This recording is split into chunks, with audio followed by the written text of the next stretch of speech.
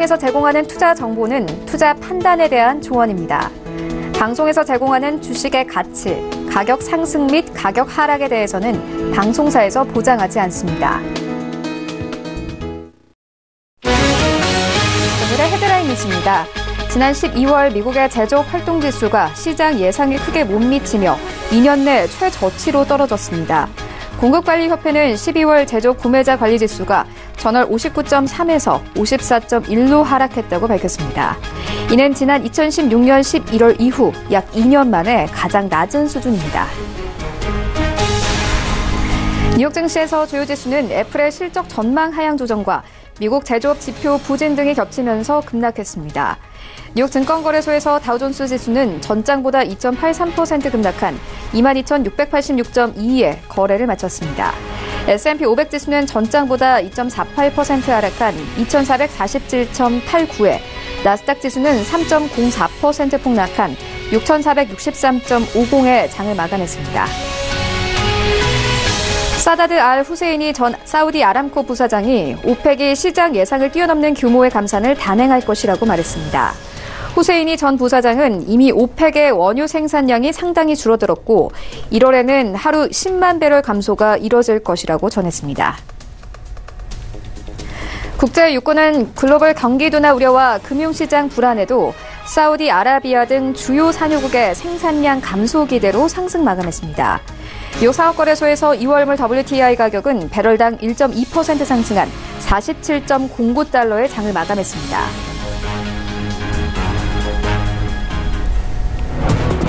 시청자 여러분 안녕하십니까? 출발 증시와이드 1부 시작합니다. 최효은입니다.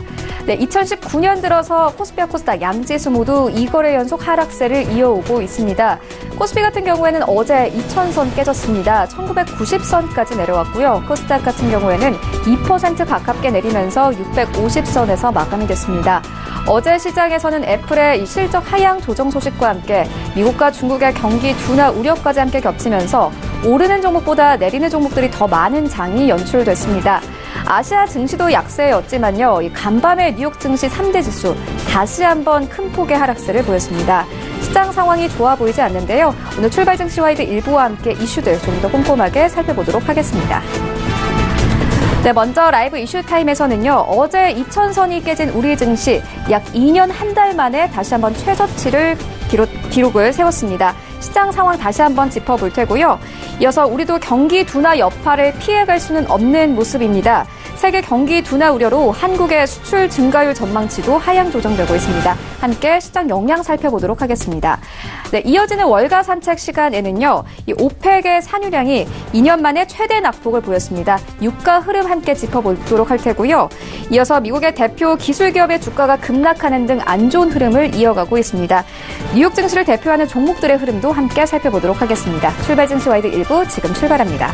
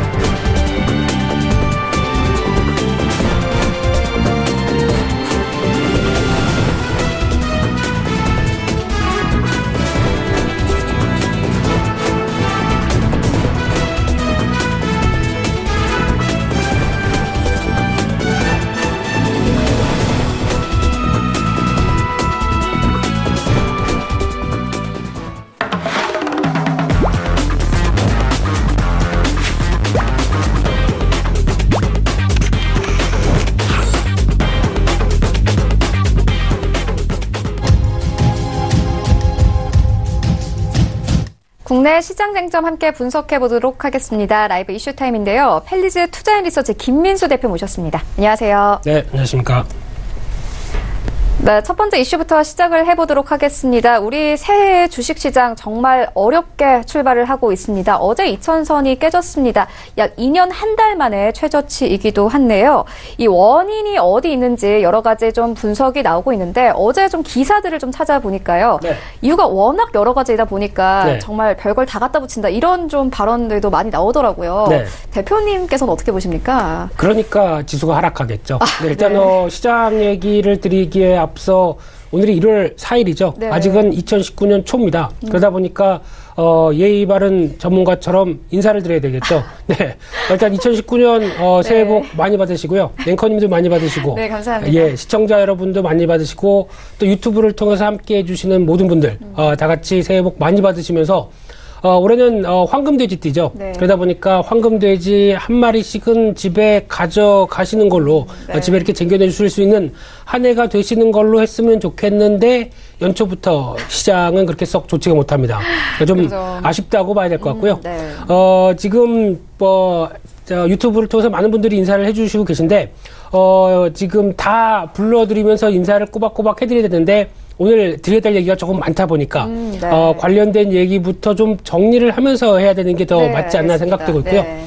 혹시나 관련돼서 궁금하신 거 있으시면 언제든지 물어보시는 거 환영합니다. 그렇기 때문에 올려주신다면 즉각 제가 견눈질로 살짝 보고 바로 말씀을 드릴 걸로 보시면 될 것 같고요. 네. 일단 무엇보다 지금 시장에서 바라보는 2000선 이탈. 솔직히 2000선의 의미는 큰 의미는 없습니다. 특히 지금 2000포인트 위냐 아래냐에 대한 어떤 기점을 갈렸던 부분들이 지난 12월 27일 배당이라고 보시면 될 것 같습니다. 그때 이제 공교롭게도 미국 시장이 좋다 보니까 그때 배당을 거의 공짜로 받았던 상황이죠. 한 40포인트 가까이가 올라서 출발했던 상황인 만큼 만약에 배당을 빼고 지수를 계산한다라고 하게 되면 지금 아마 1960선, 1970선 정도 부근이 배당을 뺀 지수의 흐름들이다 보니까 오히려 그 배당만 제거한다고 한다면 지금 지수가 그렇게 나쁜 편은 아니라고 생각됩니다. 솔직히 말씀드리면. 예, 그래서 네. 만약에 그 정도 부분까지도 다른 시장 같은 경우는 오히려 미국이나 중국 같은 경우는 그 이하로 내려갔기 때문에 그런 부분들까지 생각하게 되면은 오히려 한 1950, 60선까지도 열어놓는 건 맞다라고 봐야 될 것 같고요. 게다가 가장 중요한 게 이제 기관 매도가 아닌가 생각이 들고 있는데 이제 기관 같은 경우는 한 11월 달, 12월 달부터 배당을 고려하면서 조금씩 매수에 들어왔었죠. 그러다 보니까 상대적으로 지수가 살짝 높고, 그리고 배당 끝났는데 뭐 이걸 갖고 있을 필요가 있겠냐. 시장도 이 모양인데, 이렇게 생각하면서 네. 털어버리기 시작하는 거죠. 그러다 보니까 시장에 압박이 들어오는 부분들, 상대적으로 외국인들은 그나마 조금씩 매수에 들어옵니다. 지금 달러와 추이를 보게 되면 고점에서 꺾이는 모습들이 역력하기 때문에 달러와 약세에 대한 반응과 함께 외국인들이 매수 들어온 거는 나쁘지 않은 걸로 보여지고 있는데, 워낙 기관이 거세게 매도를 하다 보니까 시장이 끌려 내려가는 분위기라고 보시면 될 것 같고요. 네. 그런 차원으로 봤을 때 수급은 조금 이해를 하셨으면 좋겠는데 아마 기관 매물은 조금 더 진행될 것 같습니다. 그런 상황으로 봤었을 때는 여전히 수급에 대해서 기대를 너무 크게 하기는 좀 힘들 것 같고요. 지금 여행 책방님께서 코스피 더 내려갈까요? 라고 말씀하셨는데 그 부분에 대한 해답은 지금부터 말씀드린다고 한다면 아까 앵커님께서 얘기하셨듯이 여러 가지 이슈 많습니다. 시장에 안 좋게 보는 각종 이슈는 지금 다 짬뽕으로 거의 뭐 톡톡히 우려나고 있는 상황들인데 여기서 가장 중요한 거는 코스피를 결정짓는 중요한 변수 중에 하나 기업 실적을 본다라고 하게 되면 기업 실적 관련돼서 더 드릴 얘기가 없죠. 한 3분기 때부터 하향세가 들어오기 시작하면서 4분기는 다 아시는 것처럼 별로 안 좋을 겁니다. 근데 4분기보다 더 안 좋을 수 있는 우려가 나오는 게 1분기입니다. 그러니까 올해 1분기 쪽이라고 하게 되면 실적의 감익 속도가 계속 하향하고 있는 상황 쪽에서 지수에 대한 전반적인 흐름을 기대하기는 힘들겠죠. 그런 상황으로 왔었을 때 그나마 딱 하나 고려해야 될 부분들은 1분기까지 실적 안 좋은 거는 거의 지금 시장이 다 알고 있습니다. 근데 실적 감익 속도라고 봐야 될 텐데 네.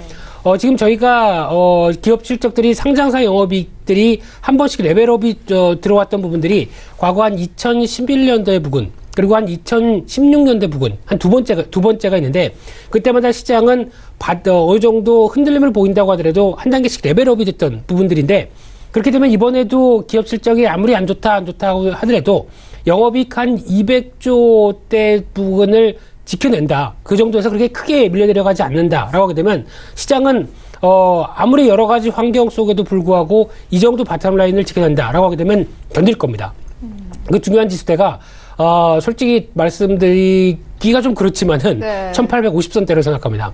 이 정도 부분에서는 아무리 실적이 안 좋다고 하더라도 그 큰 하향대가 아니라 어떤 작년 대비 실적 폭이 크게 줄어드는 모습들만 나오지 않는다면 이 정도는 지킬 가능성이 높다라고 보게 되면 한 1850선까지는 염두하시면서 시장 바라보시는 게 좋겠다. 거기다가 또 여러 가지 이슈 다 안 좋은 것만 지금 겹쳐 있죠. 그런 상황까지 감안하게 되면 중요한 또 지지권이 되지 않을까로 바라보면서 어떤 시장 흐름 대응하시는 게 좋다고 봐야 될 것 같고요.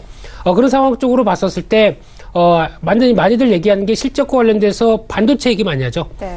뭐 작년 4분기부터 안 좋았을 거고 올해도 수출 주도했던 반도체도 꺾일 것이다. 이런 여러 가지 얘기가 다 많다고 생각하시고 계실 텐데 그 이면도 있습니다. 지금 이제 시장에서는 우려감만 계속 얘기를 하고 있는데 반대로 보게 되면 저유가에 대한 수혜는 하나도 얘기를 안 하는 게 좀 아쉽습니다. 국내 기업들의 또 대표적인 특성은 과거 1970년대부터 국내 기업들을 여러 가지 분석한 결과를 보게 되면 여러 가지 기업들의 비용이 있을 텐데 그 중에서 수출 주도형으로 나오는 우리나라 국가의 산업의 특징을 보게 되면 저유가로 수혜를 받는 저희가 보통 얘기하는 베타라고 그러나요? 그러니까 즉 저유가로 인해서 실적이 기업들의 비용들이 줄어들어서 실적이 올라가는 그런 경향들 이런 쪽을 보게 되면 신흥국 중에서 가장 탑으로 돋보이는 분석이 많이 나옵니다. 그러니까 즉 1위가 한국, 그다음이 중국일 겁니다. 그래서 아마 이 저유가에 대한 패턴들이 특히 아마 WTI 기준으로 지금 많이 하락했다가 한 $50대를 안착해서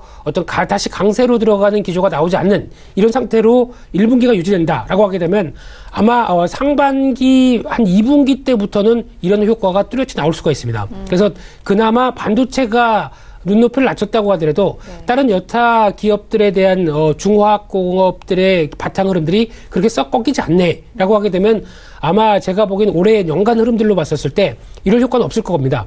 근데 2월 달이나 3월 효과는 반짝 한번 기대가 될 것 같고요. 오히려 한 상반기 쪽에 조금 더 시장이 많이 하락했기 때문에 변화가 되는 현상들이 좀 나오지 않을까 생각되고 있는데 여러 가지 이슈가 그대로 영향권을 들어간다라고 하게 되면 하반기에 그렇게 또 강하게 시장 변화가 나올 수 없는 보통 증권사 리포트들 보게 되면 올해 상저하고를 많이 얘기했는데 저는 중구 예, 좀 표현하기 좀 힘들지만 올 한 해로 보게 되면은 힘들었다가 다시 반등했다가 하반기 어떻게 될지 약간 모르는 그런 상황들로 보게 되면은 오히려 지금 추가적으로 시장이 밀린다라고 하게 됐었을 때 나오는 지수대 한 1850대까지는 일단 열어놓고 보시면서 그 정도에서 전략을 짜가시는 게 가장 중요하지 않을까 이런 쪽으로 크게 바라봐야 될 것 같고요. 지금 뭐 계속 나오고 있는 중국의 PMI 지수니 또 오늘 이어졌던 미국의 PMI 지수니 여러 가지 얘기들은 다 진행되는 상황이다라고 보시면 될 것 같고요. 무역 분쟁으로 전쟁을 일으켰는데 실물 경제가 좋다고 한다는 건 말이 안 되는 거겠죠. 그런 걸 다 염두해 놓은 흐름이라고 보시면 될 것 같고요. 게다가 애플도 실적이 안 좋다고 해서 뭐 난리인데 당연히 애플은 중국이 텃밭이죠. 근데 중국이 저 모양인데 좋을 리가 없겠죠. 그런 관점 쪽으로 보게 되고 또 애플의 중요한 변수 중에 하나가 이제 아마 중국과의 관계가 껄끄럽게 되면은 생산시설과 여러 가지 부분들을 지금까지 담당했던 팍스콘이 아니라 인도 쪽으로 이전하는 얘기가 많이 나오고 있죠. 네. 인도로 이전하게 되면 당연히 이전 비용 발생합니다. 그런 어떤 여러 가지 흐름으로 보게 되면 초기에 애플 관련된 어떤 비용 측면에서 실적 부분들은 올해 상반기는 적어도 안 좋을 수가 있습니다. 이와 관련된 부분들은 염두를 하시면서 IT에 대한 여러 가지 분위기도 같이 끌고 가보셨으면 좋겠다라는 쪽도 같이 더불어서 말씀드려야 될 것 같습니다. 네, 알겠습니다. 방금도 말씀을 해주셨는데 실적에 대한 부분들 짚어주셨습니다. 현재 수출 증가율 전망치도 하향 조정되고 있는 상황입니다. 당연히 이렇게 되면은 실적이 좋지 않을 수밖에 없는데 현 증시 상황에서는 어쨌든 간에 제일 중요한 건 실적이거든요. 그렇죠. 어떻게 보십니까? 네, 실적이 가장 중요한 거, 제일 중요한 거는 내 종목이 제일 중요하겠죠. 네, 슈퍼 K-팝 아리랑님께서 내 종목만 올라라 이렇게 얘기를 하셨는데 네. 당연히 그렇죠. 예, 종목만 오르면은 아무 어떤 변화 없습니다. 네. 하지만 시장이 좀 변화가 돼야 종목이 오르겠죠. 네, 그런 관점적으로 봤을 때 지금 시장을 보는 상황에 대한 여러 가지 부분들 쪽에서 또 하나 이제 수출을 할 수 있는 중요한 상황이라고 보게 되면 수출은 일단 12월 달 수치를 보게 되면은 그동안 잘 나가던 부분들이 꺾였다는 게 완연히 드러납니다. 대표적으로 전년 대비 1.2% 감소로 참 오랜만에 감소세를 보는 것 같은데 네. 이런 쪽으로 나오게 되면은 또 지금 얘기했던 13개 품목 주요 품목 중에서 자동차, 석유, 선박은 그나마 성방했다고 봐야 될 것 같은데 상대적으로 반도체 8% 이상 꺾였고요.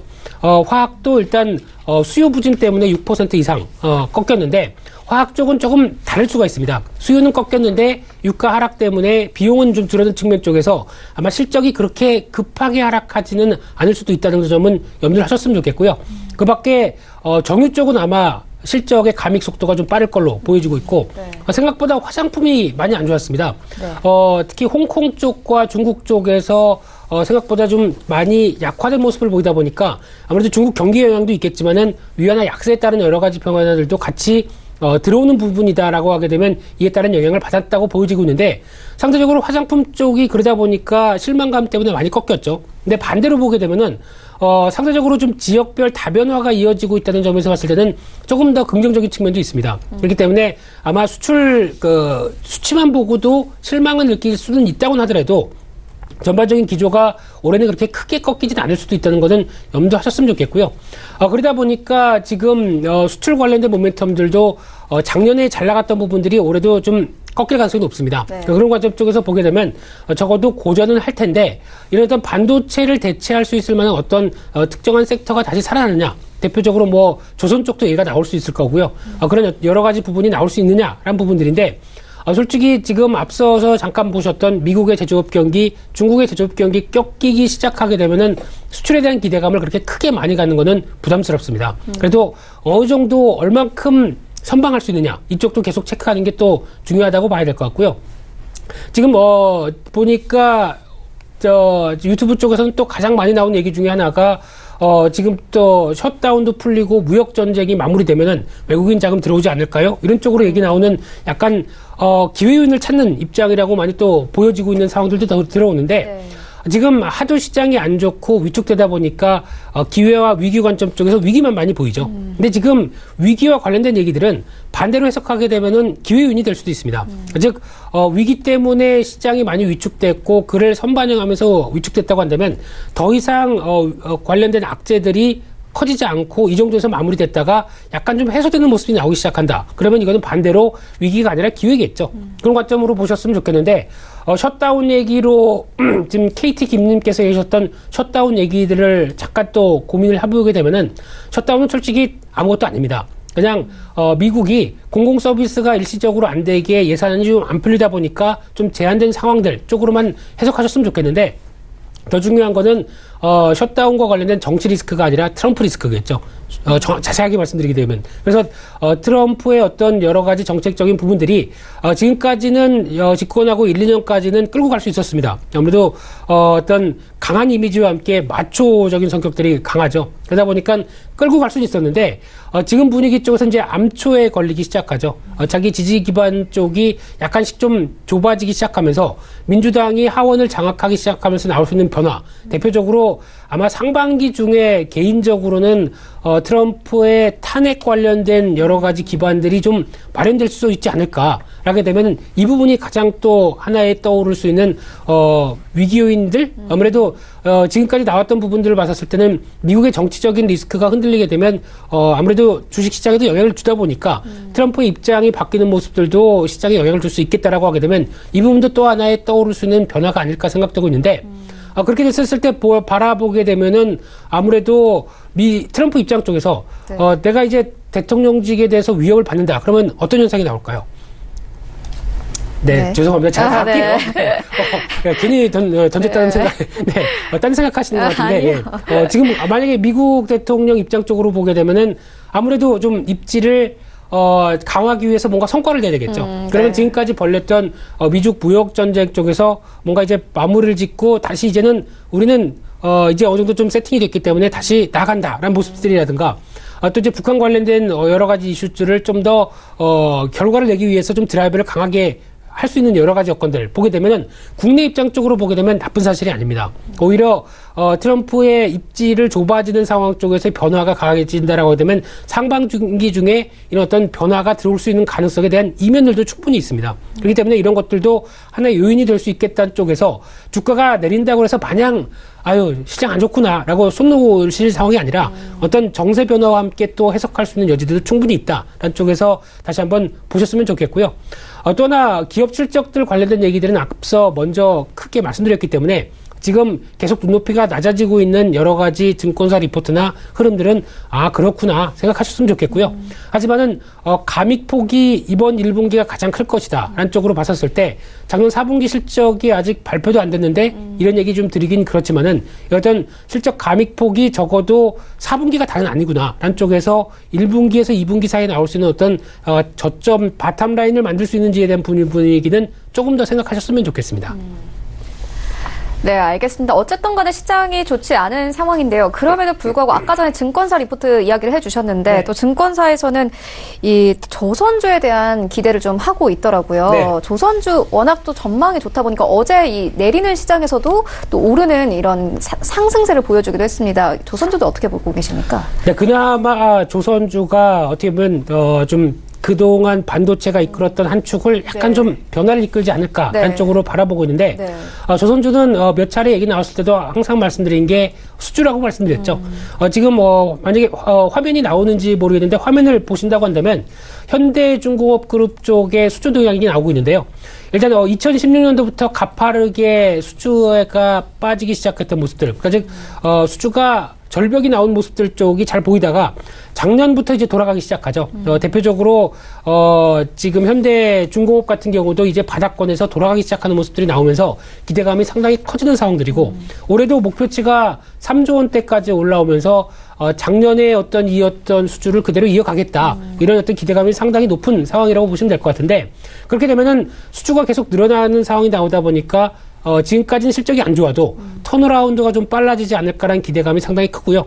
또 하나 국내 조선사를 이끄는 조선 쪽의 수주의 대표적인 흐름은 LNG 쪽입니다. 네. LNG 쪽은 아무래도 유가가 비싸게 되면은 LNG에 대한 수요가 상당히 많아지다 보니까 자연적인 수혜가 들어오는 대표적인 상황들이었죠. 네. 거기다가 LNG 같은 경우는 본행지라든가 특히 산지에서 자국까지 들어올 때 어떤 LNG를 액화시켜서 잘 갖고 오는 기술이 상당히 중요합니다. 근데 중국이 아직까지 이 정도는 못 따라옵니다. 그러다 보니까 아직까지 한국이 경쟁할 수 있는 가장 높은 시장 지위를 보여줬던 측면에선 상당히 긍정적이라고 봐야 될 것 같은데 반대로 말씀드리게 되면은 유가가 하락했죠. 그런 상황 쪽에서 LNG 수요가 작년보다 그렇게 강하게 늘어날 수 있을까는 조금 또 의문이 될 수가 있겠죠. 물론 상대적인 환경 청정 관련된 여러 가지 부분을 생각했을 때는 기대감이 높을 수는 있겠지만은 만약에 유가 동향과 글로벌 경기가 이런 식으로 위축되는 모습이 뚜렷하다라고 하게 되면 반대로 말씀드리게 되면 작년만큼 수주가 강하게 안 일어날 수도 있습니다. 그렇기 때문에 너무 기대감만을 가지고 조선주를 바라보기에는 아직까지 좀 수주 관련된 흐름들을 오래 체크할 부분들이 있다라는 쪽에서 저는 기대감을 약간 좀 낮추시라라는 말씀을 좀 드려야 될 것 같고요.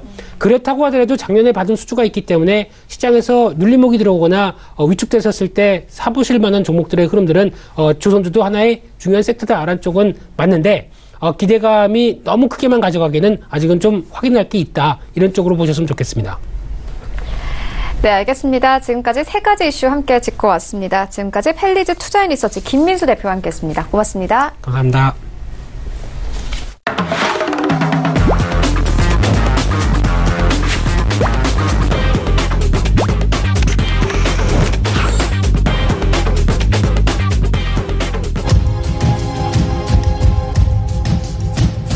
네, 이번에는 글로벌 시장 이슈 함께 체크해 보도록 하겠습니다. 이서궁의 월가 산책 시간입니다. KTB 투자증권 이성우 과장 전화 연결되어 있습니다. 안녕하세요. 네, 안녕하십니까. 네, 먼저 뉴욕 증시 상황부터 짚고 가도록 하겠습니다. 3대 지수가 다시 한번 큰 폭으로 하락을 했습니다. 어제 좀 나왔던 이슈들을 보니까요.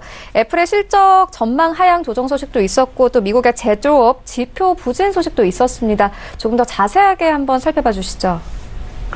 네, 뉴욕 증시가 급락하는 그래서 마감을 했습니다. 중국의 아이폰 수요 둔화를 근거로 한 어떤 매출 전망치 하향 조정에 애플 주가 장중에 10%에 이르는 폭락을 연출했는데요. 이 부분이 뉴욕 증시 하락을 주도했다라고 볼 수 있겠고, 제조업 지수 같은 경우도 부진하면서 이 경제지표 둔화도 이 지수의 급락에 한몫하지 않았나 이렇게 판단을 좀 하고 있는 상태고요. 이 애플의 전망치 하향 같은 경우에는 이 중국 시장에서 아이폰 판매 부진이 직접적인 원인이 된 것으로 보이는데, 이런 부분은 시장에서 차이나 쇼크라고 좀 받아들여지는 현재 분위기라고 좀 볼 수 있겠습니다.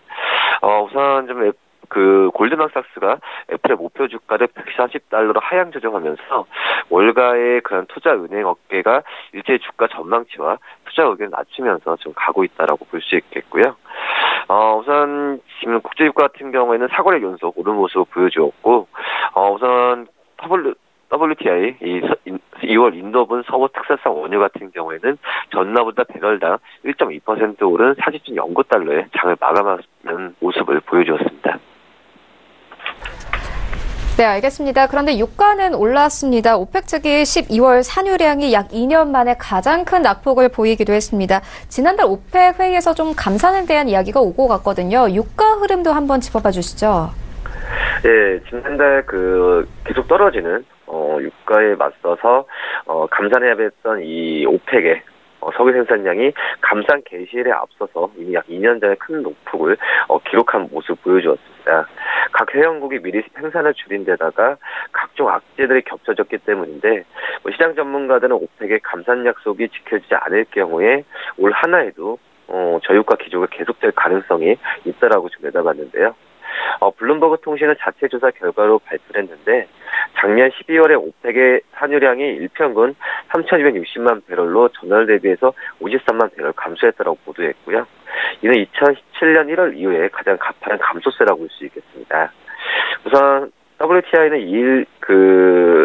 2일 전 거래일 대비해서 2.25% 오른 2일이죠. 전 거래일 대비해서 2.25% 오른 배럴당 41.54달러의 장을 마쳤는데요. 북해산 브렌트유 같은 경우도 같은 날 장중에 5.1% 가까이 뛰는 모습을 좀 보여주었습니다. 오펙 안에서 11개 회원국과 또 러시아를 비롯한 비오펙 10개 산유국들은 지난달에 7일 합의해서 올해 상반기에 일평균 120만 배럴을 감산하기로 결정했는데요. 오펙 최대 산유국인 사우디아라비아는 당장 지난달부터 3대적인 감산에 나서면서 한 달 새 산유량을 일평균 40만 배럴을 줄였다라고 좀 밝혔습니다. 같은 기간 리비아의 경우에는 핵심 이전 지대인 샤라라 지역이 무장전체의 공격으로 가동이 멈추면서 산유량이 일평에 11만 배럴 감소했는데요. 미국의 강력한 경제 제재를 받고 있는 이란 같은 경우에도 산유량은 일평균 292만 배럴에 그치면서 전월 대비해서 11만 배럴이 좀 줄었습니다. 이란의 산유량은 미국의 제재가 복원된 지난해 5월 이후에 이미 23% 감소한 것으로 추정되는데요. 다만 오펙 회원국이지만은 이 감산 정책을 무시하고 있는 이라크 같은 경우에는 지난달 일평균 470만 배럴을 생산하면서 전월 대비 생산량을 13만 배럴 더 늘린 모습 보여주었습니다.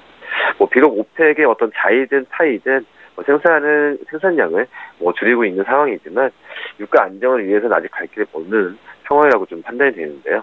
오펙이 지난달 감산회의를 지키려면은 생산량을 지금 지난해 10월 대비해서 일평균 봤을 때도 80만 배럴 줄여야 하는 그런 상황인데, 아직까지 14만 배럴 줄이는데 그쳤다라고 좀 볼 수 있겠고요. 전문가들 같은 경우에는 오펙 등이 어떤 좀 감산하지 않으면 올해도 저유가 시나리오가 예상되고 있고, 브렌트유 가격 또한 55달러 선에 머물 것이라고 좀 경고했고요. 북해산 브렌트유 선물 같은 경우에는 2일날 첫 거래일날 반짝 상승 이후에 다시 내려가서 전일 배럴당 54달러에 장을 시작한 모습 보여주었습니다. 네, 알겠습니다. 이어서 종목들의 흐름도 함께 짚어보도록 하겠습니다. 어제 시장에서 가장 뜨거운 이슈였습니다. 애플이 올해 1분기 실적 전망치를 하향 조정했습니다. 여기에 대해서 테슬라 또한 이 자동차 가격을 인하하면서 주가가 간밤에 3% 넘게 빠졌습니다. 좀 전체적으로 주요 기업들이 하락세인데요. 앞으로의 전망은 어떻게 보십니까? 네, 지금 현재 봤을 때도 새해 첫 거래일이 좋지는 않습니다. 우선은 애플과 테슬라 주가가 새해 첫 거래일날 급락하는 모습 보여주었고, 우선 테슬라 같은 경우에는 작년에 모델 3에 대한 모델 3 판매가 시장 기대를 좀 밑돈에 따른 불안감으로 지금 급락한다고 판단이 되고 있고, 역시 미국과 중국 간의 무역 전쟁, 또 세계 경제도나 주요 은행들의 통화 정책, 이런 중립 전환 같은 이런 부분들이 올해 미국 자국적 기업들의 실적 둔화를 몰고 올 가능성을 지금 예고하고 있는 상황이다라고 말씀드릴 수 있겠고요. 우선 외신에 따르면 쿡 CEO죠. CEO는 이날 장 마감 뒤에 투자자들에게 보내는 서한에서 실적 전망을 하향 조정했는데요. 올 1분기 매출 전망치가 이전에 제시했던 890억에서 930억 달러로 보다 좀 낮은 840억 달러를 낮춰 잡았고요. 또 총 마진은 예상치도 이전의 38%에서 38% 안팎으로 떨어뜨렸습니다. 사상 처음으로 대당 1,000달러를 넘긴 이 고가의 최신 아이폰 X 업그레이드가 기대에 못 미친 것이 결정적 배경이라고 볼 수 있겠고요. 우선 중국 경제 둔화와 예상보다 적은 아이폰 매출을 시작 전망 하향 최대 배경으로 지금 지목을 했는데요. 우선 서한에서 이제 본다고 한다면 주로 이제 범중국이죠. 중국, 홍콩, 마카오 이런 범중국의 매출이 기대를 밑도는 것이 배경이지만 다른 나라에서도 신형 아이폰 모델들이 기대했던 것만큼 강한 수주를 이끌지 못했다라고 좀 밝혔고요. 우선 작년에 4분기 아이폰에 대한 업그레이드가 부진했던 이유 중에 하나가 이동통신사들의 보조금 축소, 미국 달러 강세에 따른 가격 상승, 또 배터리 교환 비용 하락으로 이 구형 아이폰에 그대로 머문 소비자들이 많았던 점이 좀 꼽았다라고 좀 볼 수 있겠고요. 우선 범중국의 둔화 때문이라고 좀 하긴 하지만 미국과 무역 갈등으로 어떤 경제 추가 압력이 가해진 것이 또 배경이라고 좀 믿고 있는 상황이라고 볼 수 있겠습니다. 테슬라 같은 경우에는 이 전기 자동차 업체죠. 이 테슬라 같은 경우에도 주가 크게 급락하는 모습을 보여주었는데 작년 4분기에 자동차 판매 대수가 전년 동기에 비해서는 좀 올라가는 모습 보여주었지만 시장이 기대했던 걸 못 미치면서 불안감이 투자자들을 지금 보는 상황이라고 볼 수 있겠고요. 우선 테슬라는 작년에 자사의 전 세계 전기차 판매 대수가 97,000대를 기록해서 발표했는데 이는 1년 전에 비해서 3배 넘는 폭증세라고 볼 수 있겠습니다. 하지만 주가 급락한 이유는 이 판매 대수가 이 애널리스트의 전망치 92,000대에는 못 미쳤다라는 부분인데요. 주간 생산 대수가 3배 좀 급증하고 작년에 전체 출하 대수가 24만 5,420대로 2017년에 10만 3,082대에 이어서 2배 넘게 늘었지만 시장은 기대작인 보급형 모델 3가 기대에 못 미친 성적을 거두는 것에 좀 우려를 좀 나타냈다라고 볼 수 있겠고요. 우선 3배 넘는 증가폭에도 시장이 우려하게 된 부분을 본다고 하더라도 작년 4분기를 끝으로 최대한의 세대 혜택이 사라졌기 때문이라고 좀 볼 수 있겠는데 올해부터는 모델 3의 경우에는 이 세액 공제 규모가 이전의 절반인 3,750달러로 줄어들었는데요. 이 때문에 작년 4분기에 세제 혜택에 노린 막판 수요 급증이 예상되었다라고 볼 수 있겠습니다. 우선 전문가들은 기대에 못 미친 4분기 판매는 위험한 선호가 될 수 있다고 우려하고 있는데 테슬라는 세제 혜택에 축소 충격 완화하기 위해서 미국 내 모델 3 판매 가격을 2,000달러 낮췄는데요. 이 부분은 테슬라의 마진 감소를 부른다는 점에서 또 다른 위험 신호로 해석이 되고 있고요. 미국과 중국의 무역 전쟁 틈바구니에서 중국 공장이 가동에 들어가기 전까지는 당분간 중국 시장에서 고전할 수밖에 없다는 점까지 더하면 테슬라는 올해 힘든 한 해를 보낼 가능성이 있다라는 게 전문가들의 의견이라고 볼 수 있겠습니다.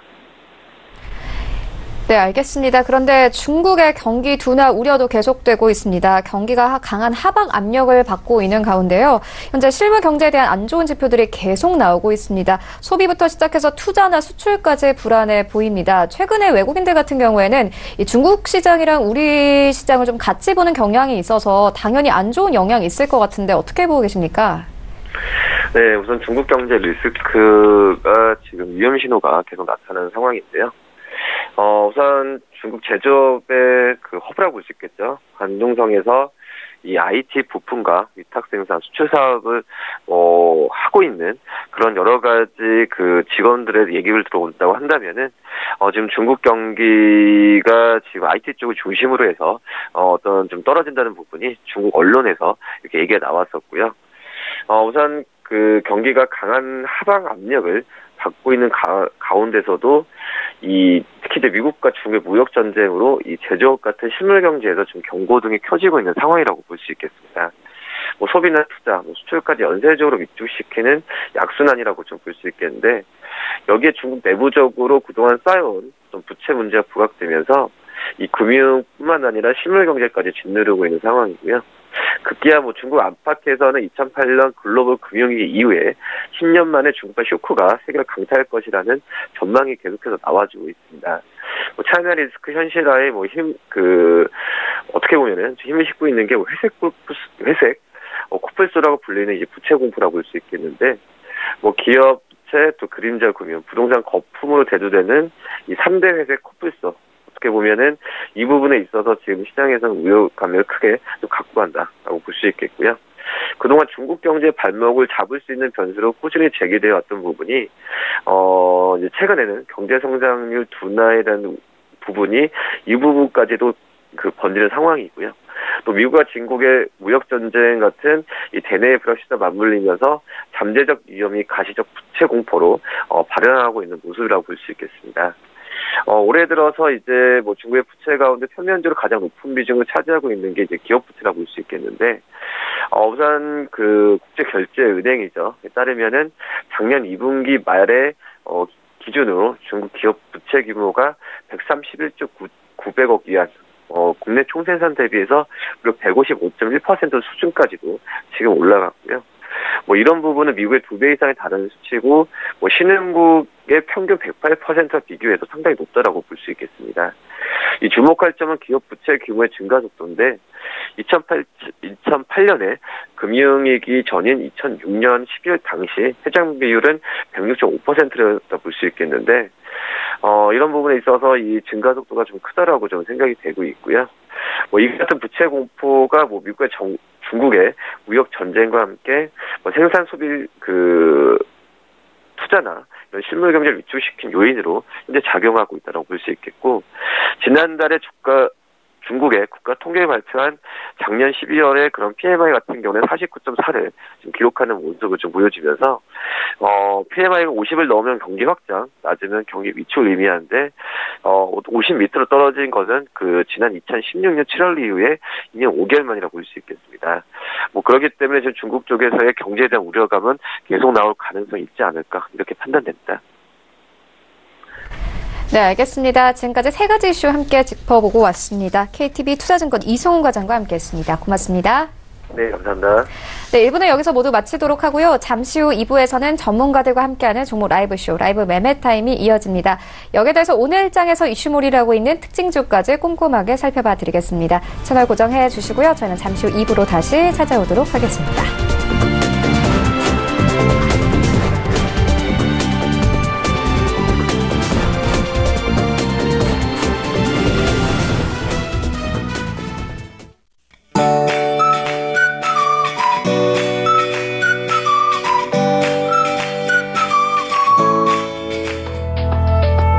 안녕하세요. K웨더 라이프스타일 리뷰 박유라입니다. 강력했던 한파가 많이 누그러진 모습입니다. 오늘 서울의 아침 기온 영하 6도로 예년 수준을 회복한 상태고요. 한낮에도 4도까지 오르겠습니다. 주말 동안에도 계속해 큰 추위는 없겠는데요. 다만 공기가 문제입니다. 국내에서 발생한 대기 오염물질이 계속해 정체하고 쌓이면서 중서부와 강원 영서, 전라도를 중심으로 초미세먼지 농도가 높게 오르겠습니다. 오전에는 한때 나쁨 수준의 농도를 보이다 오후 들어서는 나쁨 단계까지 치솟겠는데요. 이대적은 주말까지도 공기가 계속해 탁할 거란 예보라 호흡기 관리에 각별히 주의하셔야겠습니다.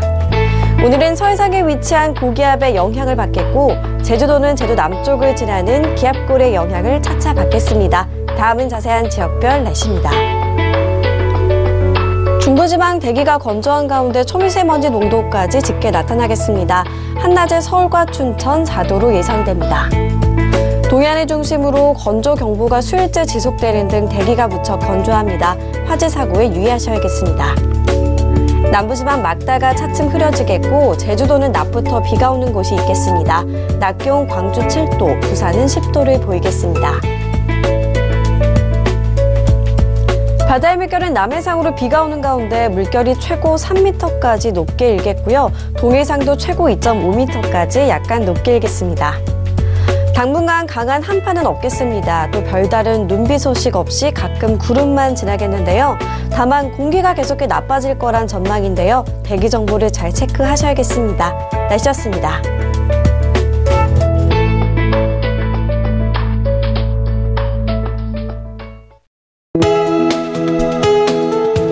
방송에서 제공하는 투자 정보는 투자 판단에 대한 조언입니다. 방송에서 제공하는 주식의 가치, 가격 상승 및 가격 하락에 대해서는 방송사에서 보장하지 않습니다.